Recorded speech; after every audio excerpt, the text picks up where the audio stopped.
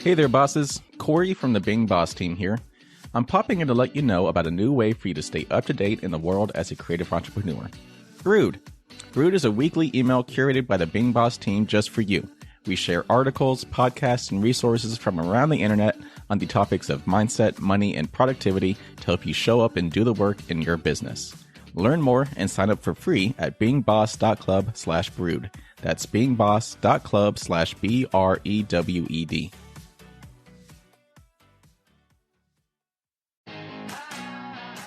Welcome to Being Boss, a podcast for creatives, business owners, and entrepreneurs who want to take control of their work and live life on their own terms. I'm your host, Emily Thompson, and today I'm joined by Leigh Bardugo, bestselling author of Ninth House and the Shadow and Bone trilogy, to talk about capturing inspiration, cultivating a creative process, and letting your work grow beyond you. You can find all the tools, books, and links we reference on the show notes at www.beingboss.club. And if you like this episode, be sure to subscribe to the show and share us with a friend. Sometimes seeing someone else's path to success helps us clearly map out our own. It's why we all like business podcasts, right? Well, I'm here to share a show for you to check out, the Female Startup Club podcast, an amazing resource that shares insights and learnings from the world's most successful female founders, entrepreneurs, and women in business. In a recent episode, I loved hearing about how Michelle Grant, the founder of Lively, the lingerie and swimwear brand, built and sold her company for $105 million in just 3 years. Total boss move. So if you're looking for a new pod to inspire your next steps, listen to the Female Startup Club podcast wherever you get your podcasts. Leigh Bardugo is a New York Times bestselling author of Ninth House and the creator of the Grishaverse, which spans the Shadow and Bone trilogy, now a Netflix original series, the Six of Crows duology, the King of Scars duology, the Language of Thorns, and the Lives of Saints, with more to come. Her short stories can be found in multiple anthologies, including the Best American Science Fiction and Fantasy.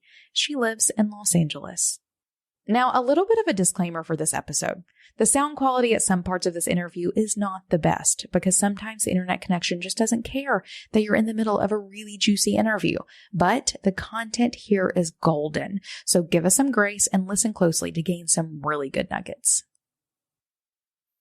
Welcome, Leigh, to Being Boss. I'm so glad to have you here. Happy to be here.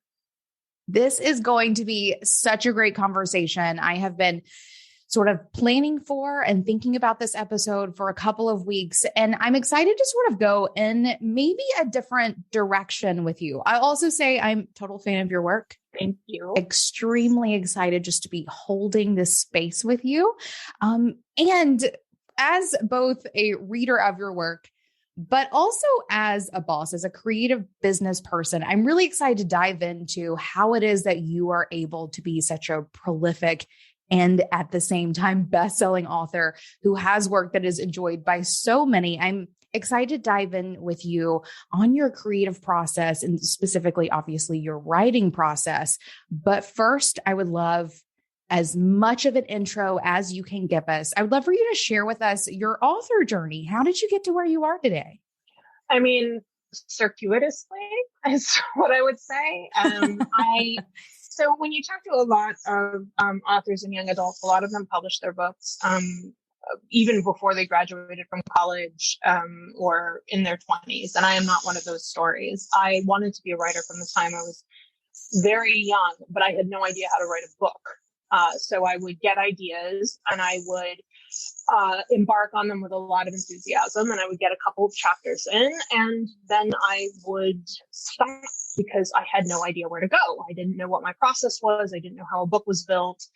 And I think culture does a real number on us in terms of understanding what it is to be a creative person or engage with a big creative work as opposed to something that can be broken up into teeny tiny pieces. Although I guess that is really what the approach of writing by outline is.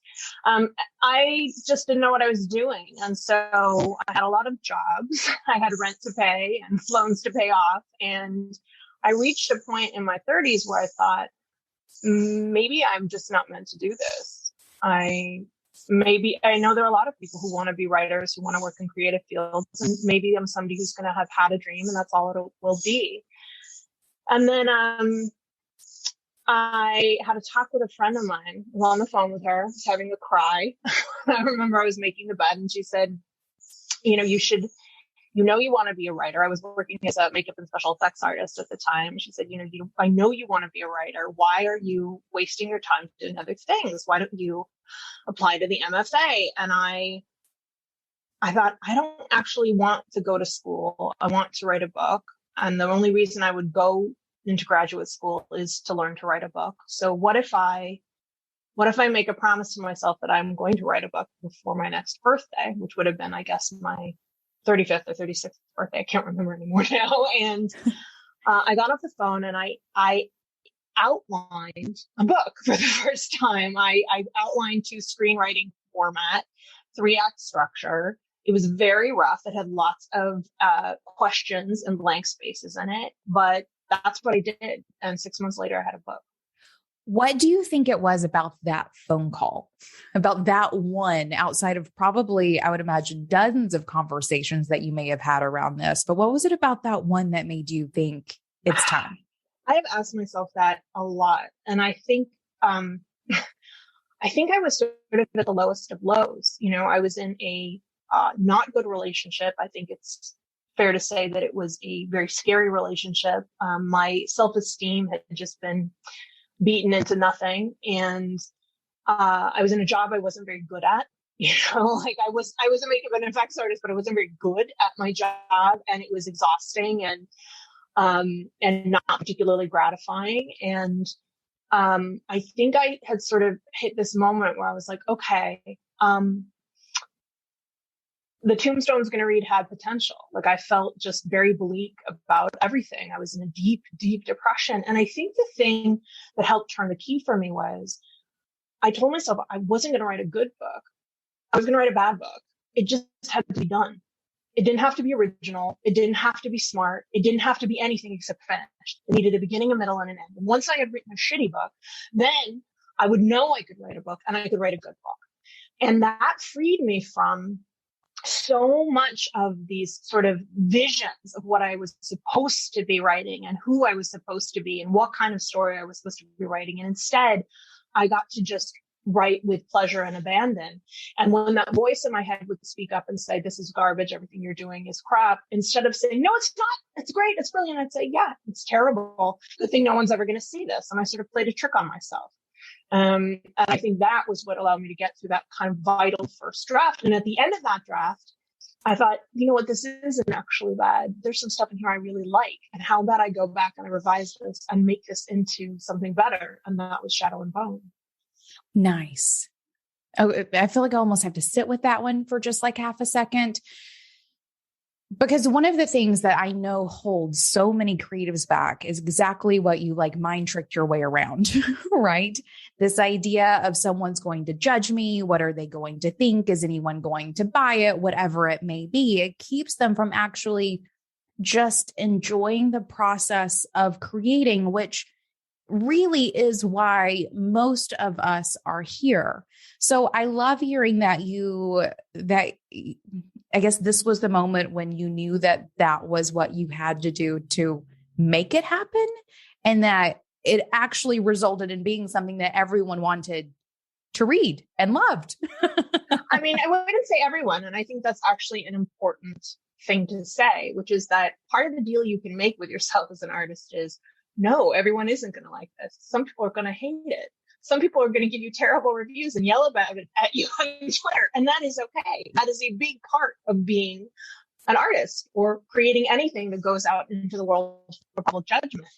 But I think that, look, we grow up with very weird ideas about what it is to be creative. When we go to see a movie or read a book about an artist or watch a television show where there's an artist or a musician or a writer, we see it as this tiny fraction of what their process is like, right? We see them have some brilliant moment of inspiration or go through a breakup, and then they sit down at the typewriter or they approach the canvas, and in a flurry of activity, we have this montage of creation. And then at the end, there's a stack of pages. Somebody types the end, or they put the finishing flourish on the painting, and they lie down exhausted and they're done. And so we have no sense of what it is to grapple with the discomfort of something not being what you want it to be every day. We have no idea what the slog of that is, and how creating is really the process of failing a little every day, and then interspersed with these brief moments of feeling like you're a genius. And at the end of that, what you have is a messy, rough draft, and that then needs to go through the process of revision, which we never see in any kind of creative endeavor because it would be so fucking boring. But we are left then with a real misconception about what it means to make art, and to make art in a commercial way, right? So when we embark on this journey, and when we begin to dig in and really try to produce a piece of work, we are met with the experience that does not line up with that. And it is very easy to think to yourself, well, my God, I'm doing this wrong. I'm on the wrong path. I'm not having these epic moments of inspiration. This is difficult and prickly and challenging. And one of the things I think is so important for creative people to know is when you run into those days, when you feel like you're failing, what you're actually getting is not a sign that says stop. You're getting a sign that's like, keep going, because the reason it feels that way is because you're attempting to do something bigger and better and more interesting and more challenging than you've ever done before. So of course it's going to feel uncomfortable. Amen. All over that.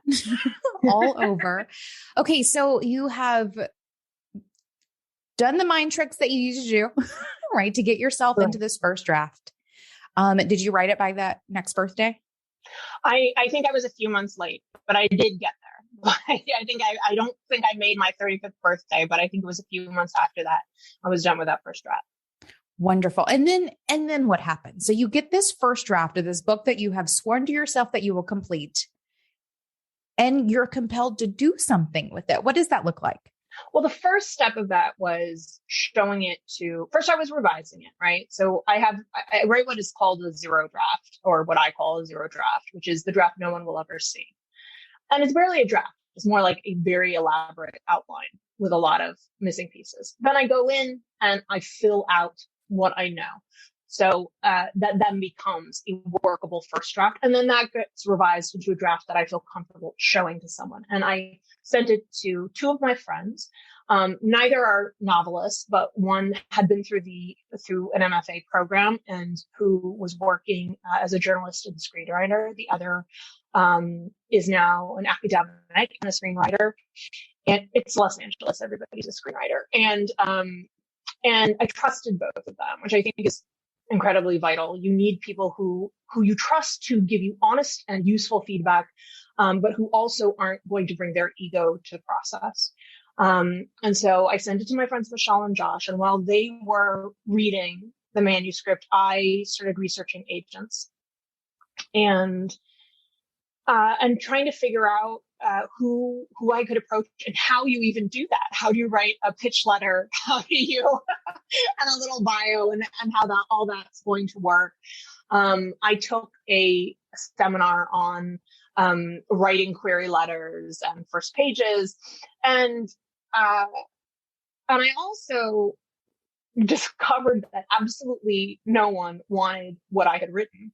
I had no sense of what the market was. I thought fantasy was fantasy and young adult was young adult. And what I learned very quickly was that everybody was looking for paranormal fantasy or werewolves, vampires, steampunk, sci-fi. The one thing they didn't want was what I write, or what I wrote at the time, which was epic fantasy or secondary world fantasy. And I'm so glad I didn't know that, because I might not have attempted it. And because of that, it limited the number of agents who I could approach. And I saw a post from Joanna Volpe on a blog, and it said it was all about how much she loved Lord of the Rings and how she was looking for the secondary fantasy that was really going to make her heart sing. And I thought, why not? I'll give it a try. And she was one of the agents I queried. I queried many, and lucky for me, she was one of the ones that wanted to see more. So I sent her a full manuscript, and I remember I was standing in line I had rented a Halloween costume that year, and I was standing in line to return it. And I got a call from her saying that she wanted to represent me. And I was crying when I got up to the register, and he was like, "You okay there?" I was like, "This is really good Halloween." So it was magic. It turned out to be exactly the right person, and she is still my agent to this day, over 10 years later. That's amazing. Okay. So whenever you did the outline for this first book, did you know it would be an epic? Like, did you know it would be multiple books, or did it sort of flow into that? What did it look like to take the first outline and expand it into the universe that it now is? When I first wrote Shadow and Bone, my only goal was to finish that book. That's it. Okay. I wasn't thinking, oh, it's going to be a trilogy or it's going to be this or that. All I cared about was finishing a book, because I'd never managed to do that before. About halfway through that process, somewhere after that zero draft, I thought, this ending is not enough. Isn't actually the end of the story.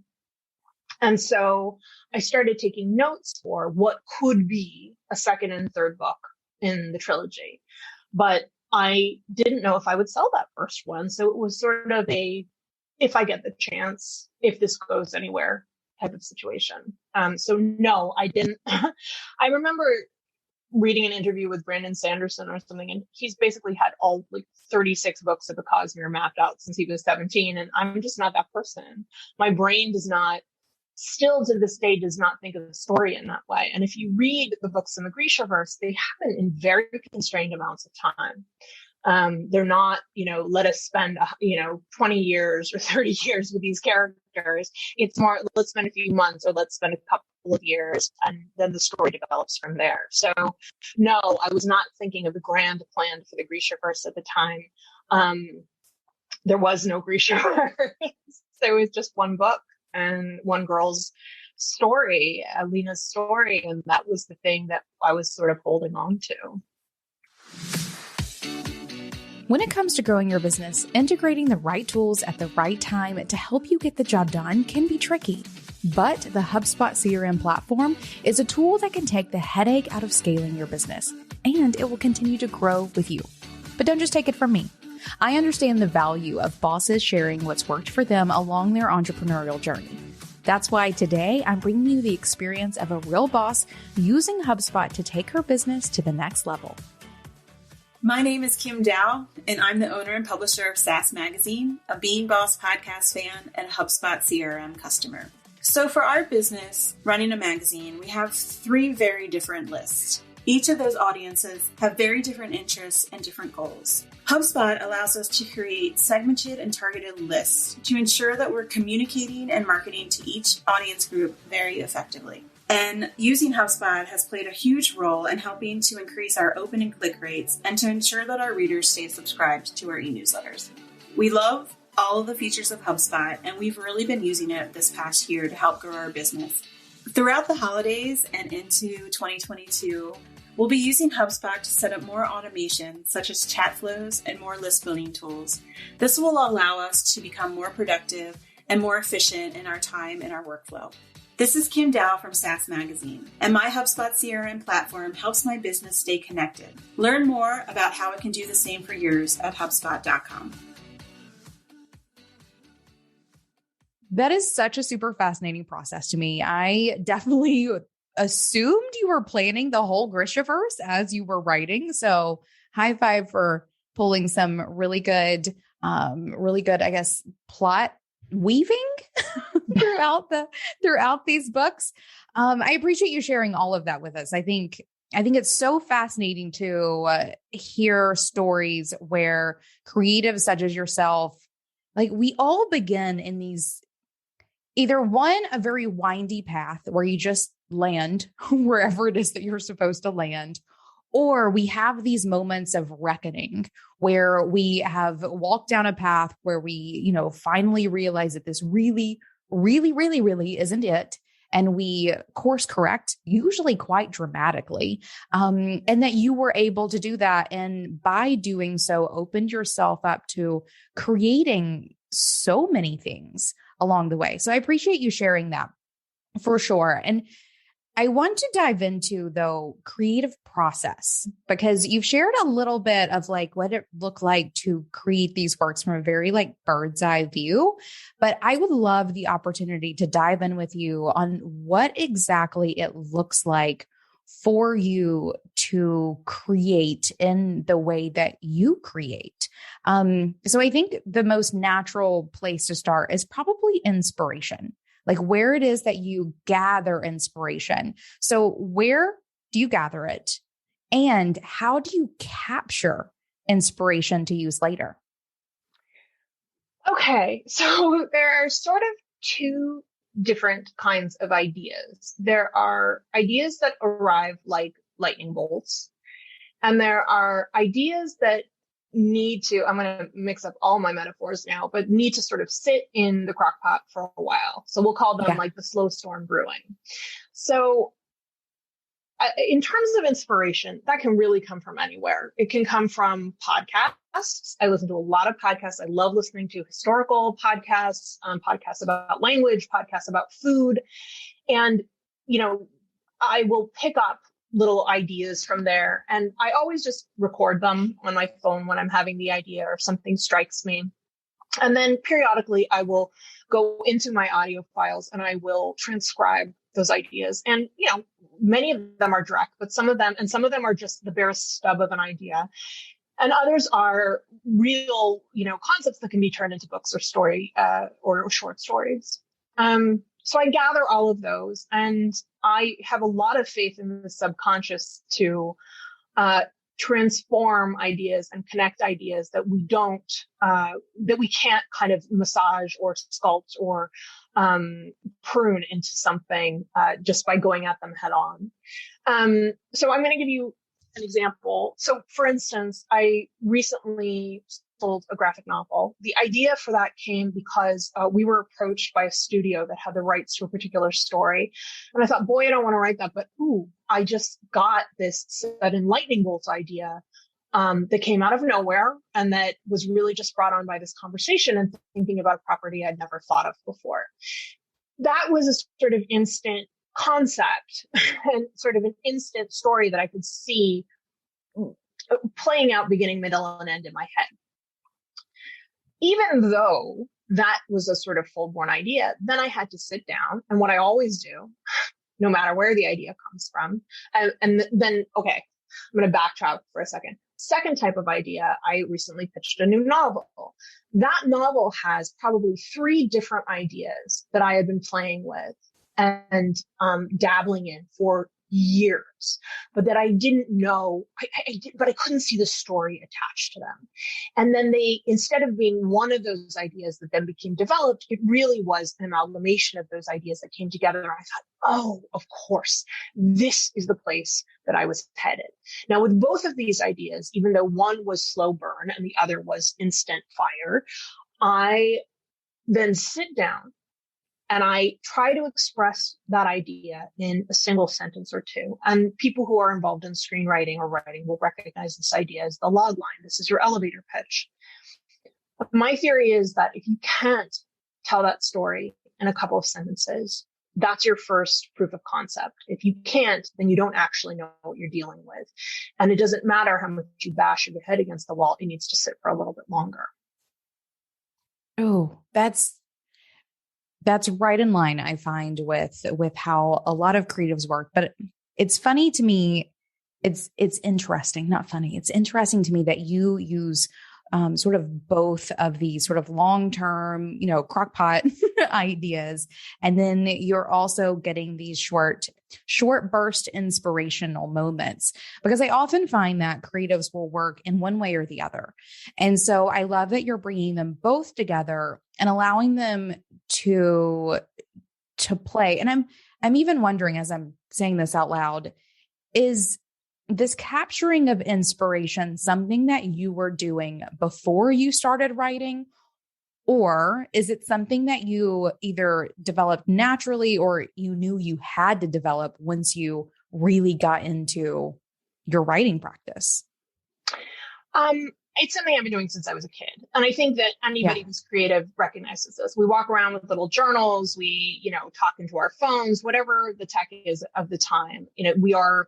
I think if we're storytellers or creative in any way, this is something that we know can be fleeting. And my experience has been, if you don't track it, it's gone. It will go in the matter of seconds. And then I cannot bloody remember what I was thinking was so brilliant. And I'll also record things thinking I've had a brilliant idea. And then I will come back to it and be like, boy, is that not great? Which is fine. It doesn't have to be great. Yeah. If all the ideas were great, we would probably be overwhelmed with how many things we wanted to do or write. I guess there's two things I want to address.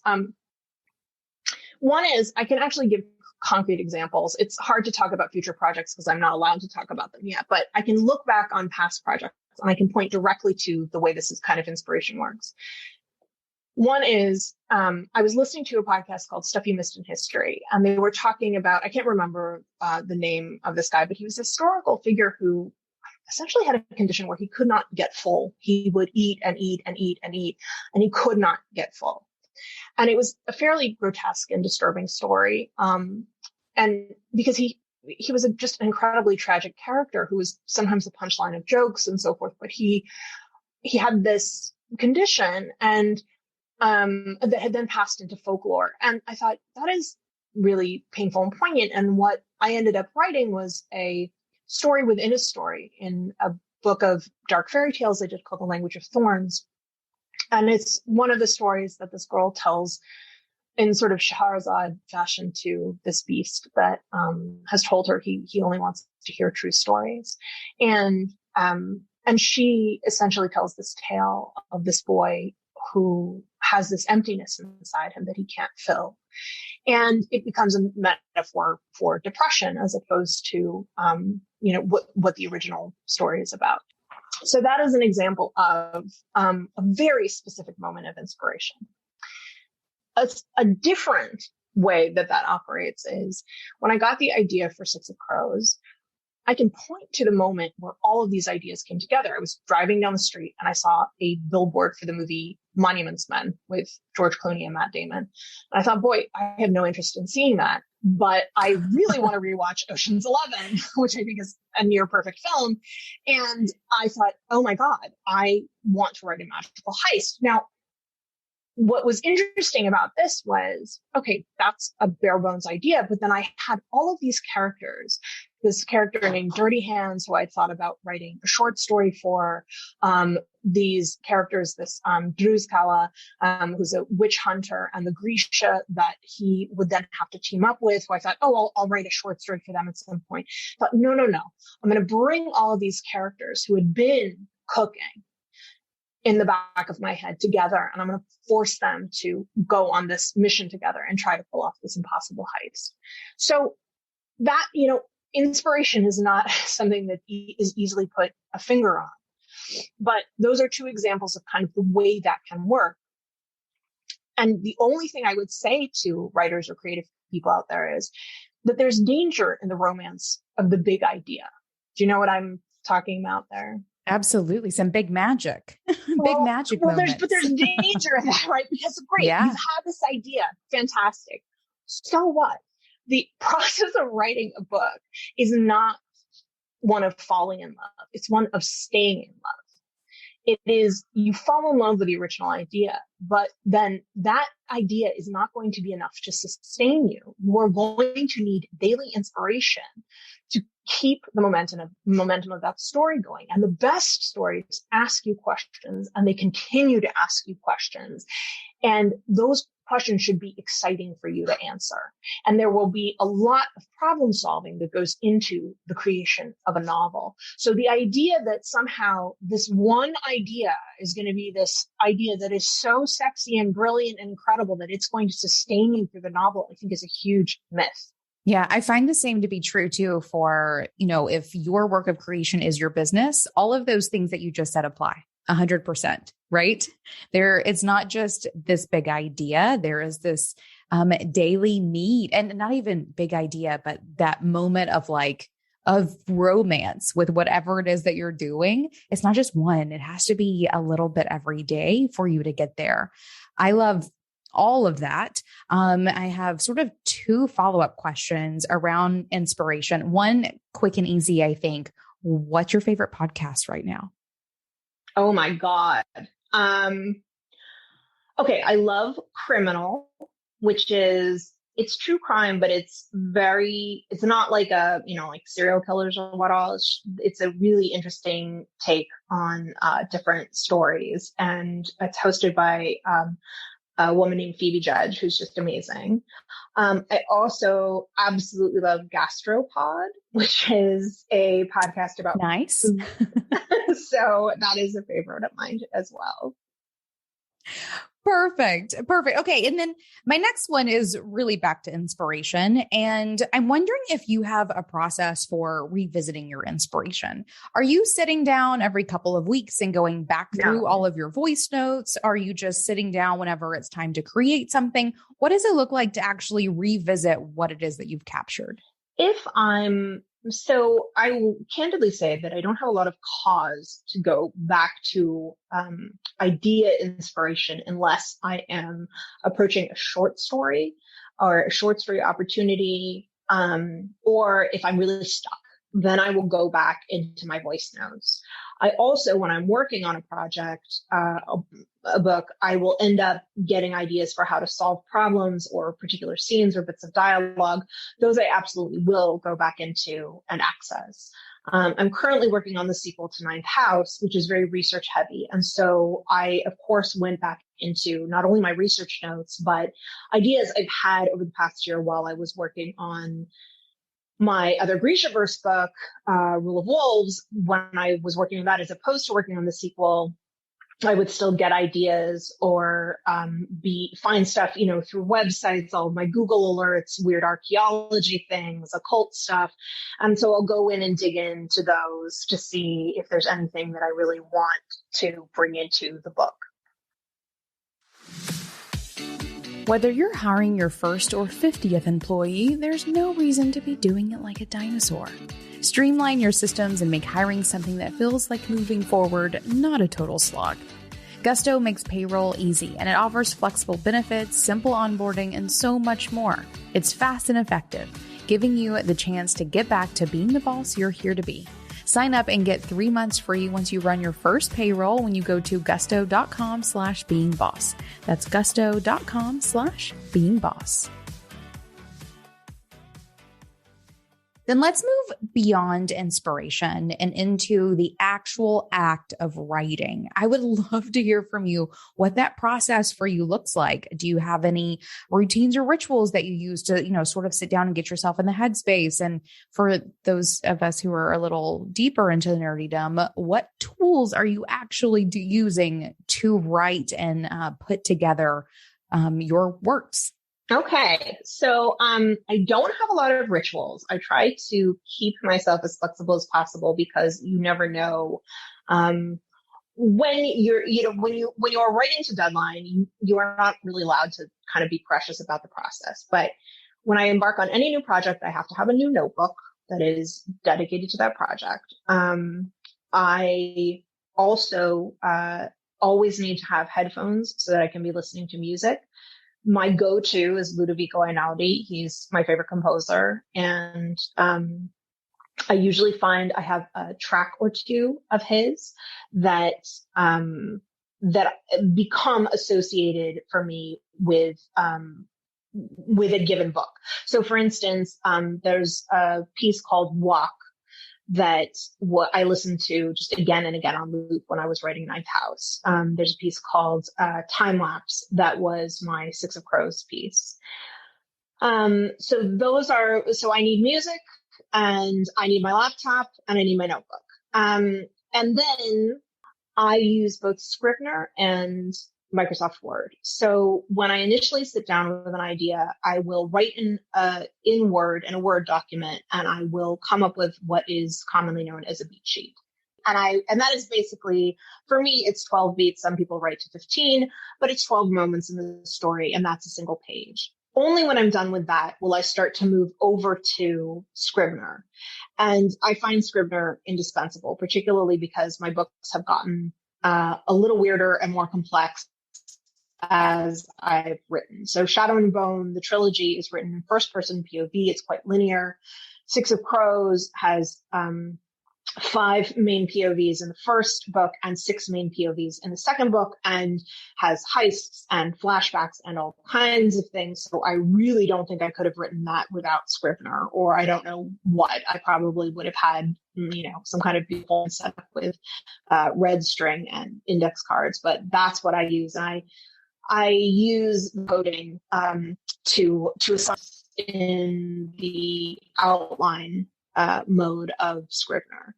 And then that is sort of where I remain until it's really time to start revising. And then I will move everything over into a Word document to read through. And then once it goes to my editor and she comes back with notes, or he comes back with notes, I will then use a kind of chapter map, which is essentially one word description of every chapter. And I will think through or visualize what needs to happen in every chapter in order for me to accomplish what I want to accomplish. And then I will usually put the book back into Scrivener, which sounds onerous, but also means you really have a grasp on where everything is. Oh, and I will also say, I don't use chapter titles until chapter numbers until really late in the process. For me, chapters are short descriptions of scenes. So there's a line in that outline that tells me where I am, because I want to be able to toggle between scenes as easily as possible and keep track of where I am. Again, as my books have become more complex, and I'm dealing with multiple timelines and multiple points of view, I need it to be as readily accessible to my brain as possible.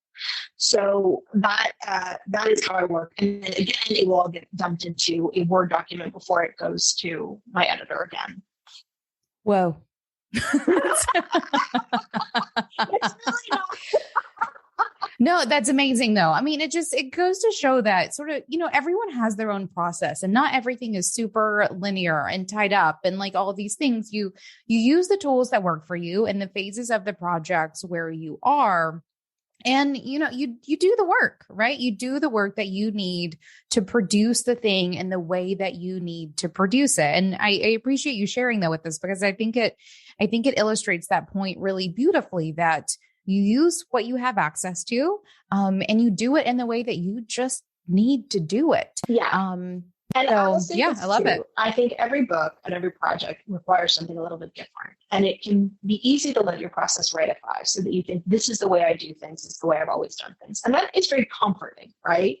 Taking on a novel or a book of short stories or a big project is daunting. And so what you're really trying to do is make it manageable for yourself so that you don't get overwhelmed.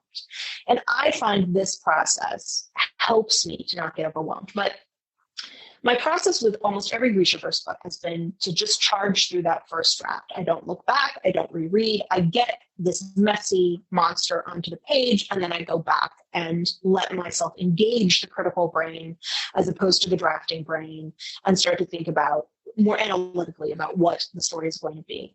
But with Ninth House, there's so much lore, and there's so many mysteries. They are fundamentally murder mystery novels. And because of that, I need to reread. I don't have the same process with those books. I will go back and I will reread the first act, the second act. And with these books, because I have a very different life now than I had when I started writing. And even then, in my first probably 5 books, where my focus got to be entirely my novels and then promotion for whatever book was happening. Now I have production meetings and Zoom calls constantly. It is rare that I have a day that is free from that, or where there aren't a considerable number of emails for me to reply to. So finding flow has been a lot more difficult. And because I'm working with a new editor on this sequel, I turned in the first 100 pages, then I turned in the second 100 pages. And my hope is that, by the end of the next 2 months, I'm going to have another 200 pages to turn into her that will bring us to the end of the book.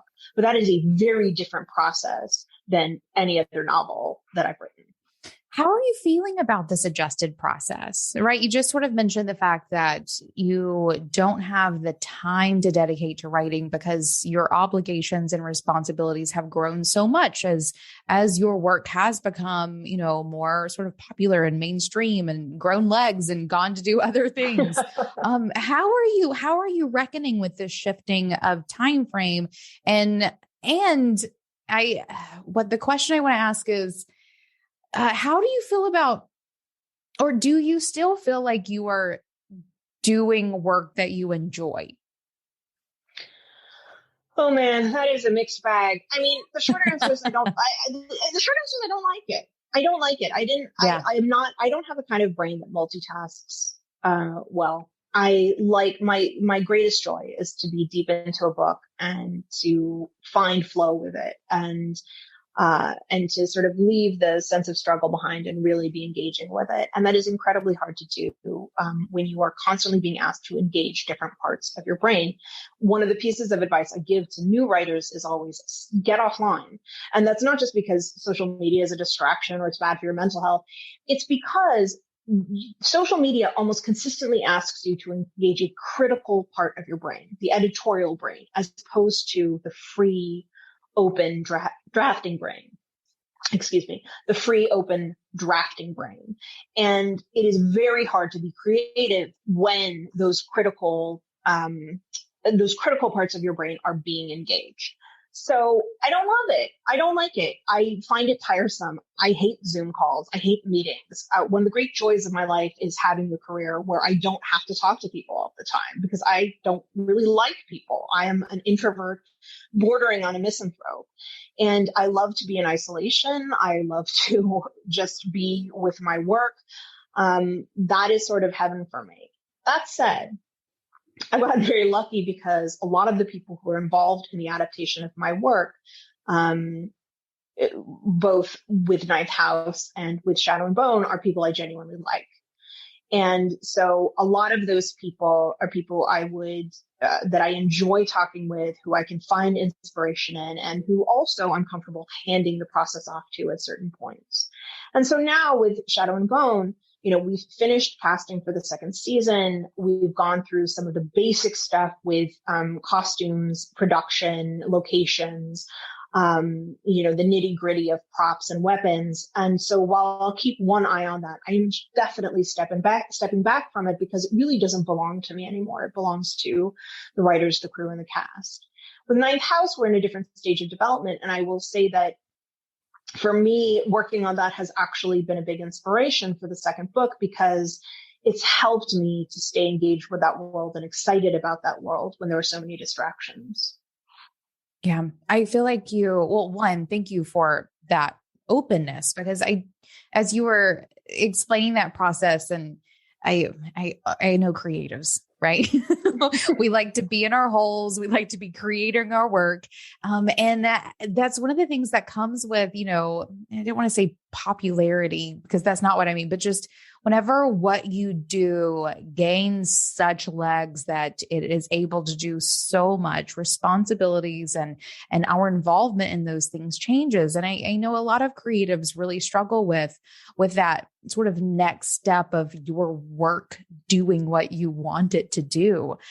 So I appreciate you sharing that. And it's a process, right? It's a process of stepping in and stepping back and, giving, but also doing what you need to sort of receive what you need to continue creating. So it sounds like what the steps are to get you in that space, but also I feel you. I totally feel you. Look, our job at the beginning of our careers, when we are aspiring, let's call it that.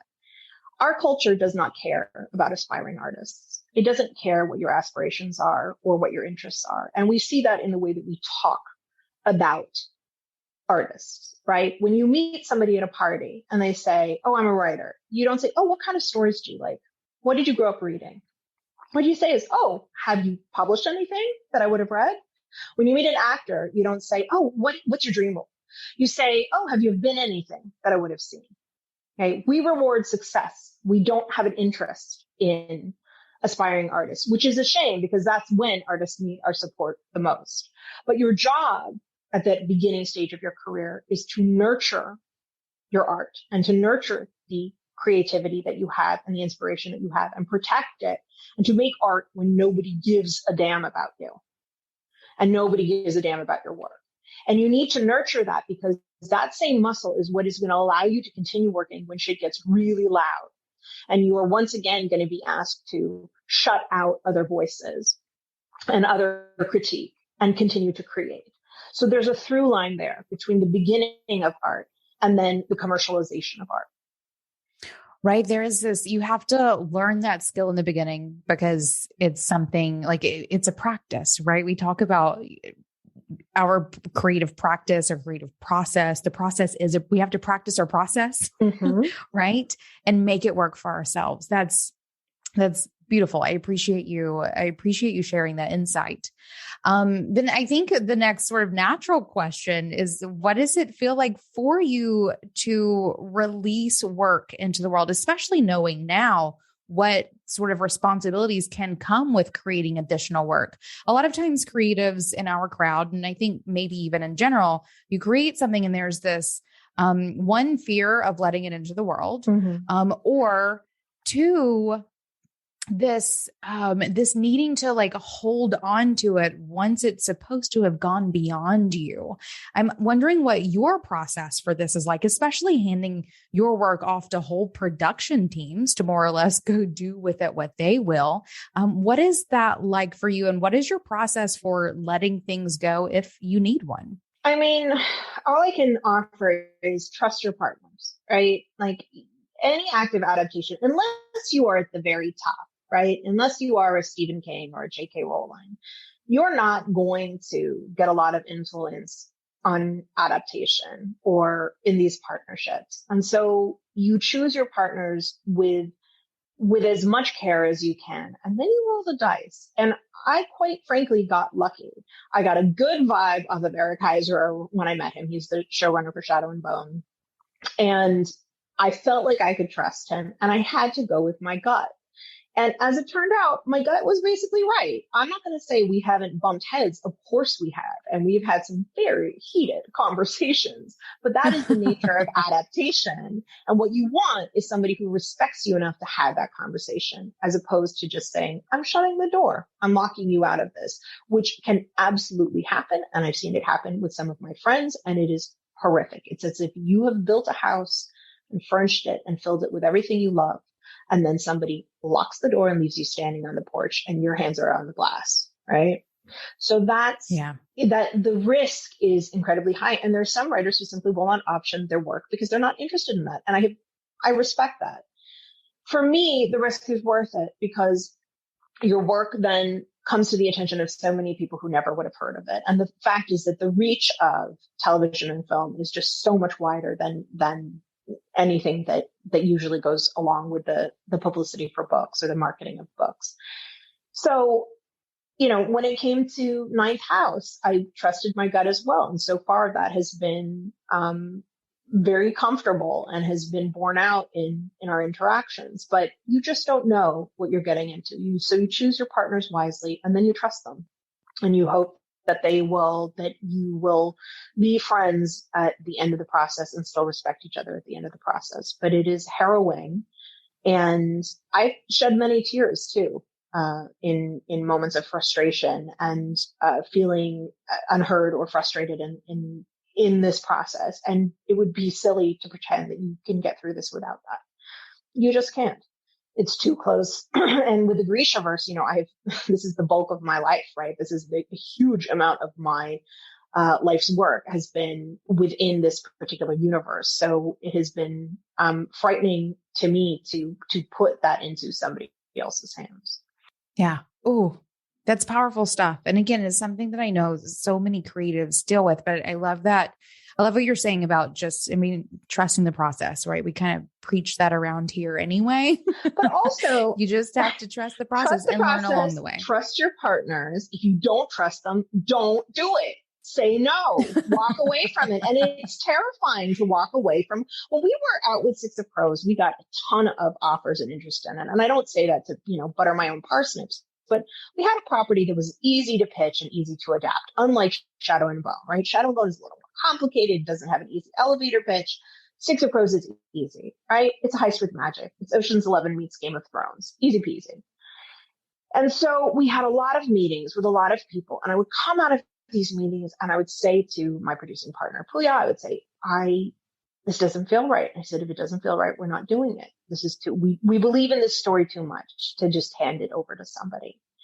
And we waited. And I remember saying to him, I'm scared that the window is going to close. You say no enough times, maybe nobody else is going to ask you to dance. Well, I was wrong. We were waiting for the right partner. But that is a terrifying process. And either you believe in the story and believe in finding that person and believe in finding someone who you're going to be able to compromise with, because adaptation and protecting your work is not about protecting every part of it. It's about deciding where adaptation can actually make the work better or more interesting or something different, and where it has to stay the same to retain the soul and heart of the work. So, but you give a lot of interviews when you have a show that's going to be on TV, and you say, and it's just that everything is sunshine and roses. Of course it's not sunshine and roses. It's difficult. And it makes you mad too, because you know this stuff better than anybody else. But you have to decide personally as when you give away the rights to something, how much of this can you withstand? How much of it can you bear? And how much do you want to simply walk away and say, do what you're going to do? Right. Paired with understanding the benefit of doing the hard work. Yes. Love it. Oh, I love it. Leigh, this has been such a treat to chat with you. I would love for you to share with our audience where it is they can find more about you and your work. Well, you can just go to my website, leighbardugo.com, and there's plenty of information about all of my books and where to find me on social media. I've been on social media hiatus for the last few months, and I intend to stay that way for a while. Yeah. Nice move. And then I have one final question for you. This is always the fun surprise. Oh boy. I would love to know from you, what right now is making you feel most boss? My new project. I have a little book that I'm working on that I just turned in a proposal in, that I've been doing research on. And it is always gratifying when you've been writing in series to think, oh, I have something completely new and exciting that I want to do. And those new ideas, the graphic novel, there's a screenplay that I'm working on, but I think particularly this novel has made me feel really excited again about what I'm doing, and reminded me, why I went into this in the first place. So that makes me feel pretty hyped. Nice. There's nothing like putting a creative in their place and letting them create.